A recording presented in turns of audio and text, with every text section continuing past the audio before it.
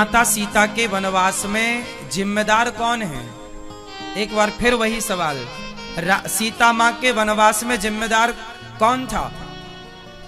जोर से, जोर से। प्रजा, ऐसा आप कह रहे हैं, उत्तर गलत है।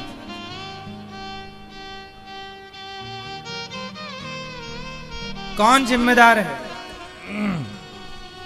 जीवन में जब दुख आवे, कान खोलकर सुनना मेरी प्रत्येक बात, जीवन में जब दुख आवे तो आरोप किसी पर मत लगाइएगा, क्योंकि हर दुख के जिम्मेदार हम खुद हैं। अब आप ये सवाल करो कि सीता मां पर दुख आया तो सीता मां क्या खुद जिम्मेदार है? हाँ, क्या जिम्मेदार है सीता मां? क्या गुनाह किया माता सीता ने? हाँ,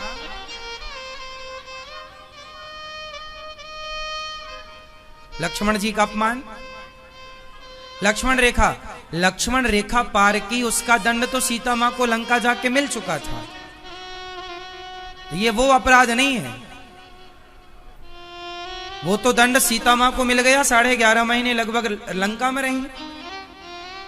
सीता मां से बचपन में एक घटना घटी थी, वो घटना थी, पद्म पुराण में इस घटना का उल्लेख है, मैंने पढ़ा है, इसलिए मैं आपको सुना रहा हूं। सीता मां जब छोटी सी थी, बच्ची, तो सीता मां सखियों के साथ बगीचे में गई और वहां पर एक तोती और तोता आए और तोती बढ़िया सी राम कथा सुना रही थी तोते को। सीता मैया बोली, वाह, ये तो बहुत अच्छा, हमारी कथा सुना रही है सीता और राम की।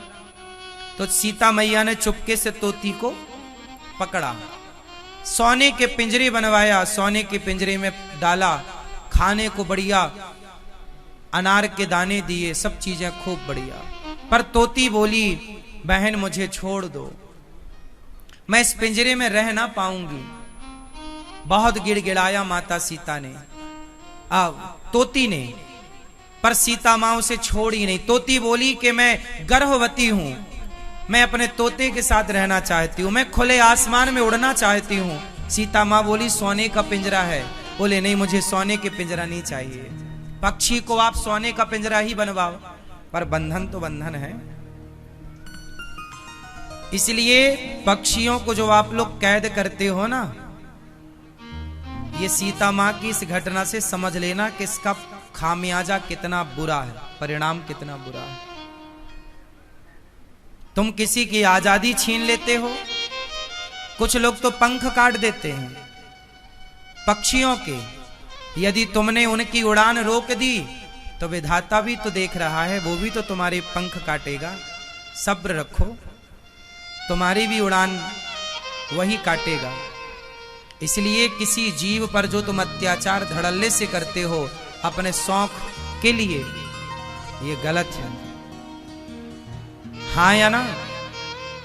इसलिए माता सीता ने उस तोती को छोड़ा नहीं और बेचारी वो तोती उस पिंजरे में तड़प तड़प करके मर गई। मैया, जब तोती मरी तो तोती के तोते ने श्राप दे दिया, ऐ सीता, तूने मेरी पत्नी को मुझसे दूर कर दिया, जा, जब तू गर्भवती होगी तो तुझे भी तेरे पति अपने से दूर कर देंगे और जिम्मेदार मैं होऊंगा। वही तोता अगले जन्म में धोबी बन करके जन्म लिया, जिसके कहने से माता सीता को वनवास भेजा गया और सीता मां वनवास चली गई। सीता मां ने एक तोती को तोते से दूर किया था गर्भावस्था में, तो सीता को भी अपने पति से दूर होना पड़ा गर्भावस्था में। जैसे को तैसा। ये समाज के लिए मैसेज है कि कर्मों का दंड, कर्म का दंड, कर्म सीता मां का पीछा नहीं छोड़ पाए तो ये कर्म हमारा और आपका पीछा कभी नहीं छोड़ेंगे। कर्मों का फल भोगना पड़ेगा, चाहे आप कोई भी क्यों ना हो, आप राम ही क्यों ना हो और आप सीता ही क्यों ना हो। इसलिए कहता हूं मेरी मां, अच्छी करनी कर लो रे भैया, कर्म न करियो काला, लाख आंख से देख रहा है तुझे देखने वाला। सब ईश्वर नोट कर रहे हैं, हमारा अच्छा हमारा बुरा, हर आचरण हमारा ईश्वर नोट कर रहे हैं। माता सीता इसलिए वनवास गई।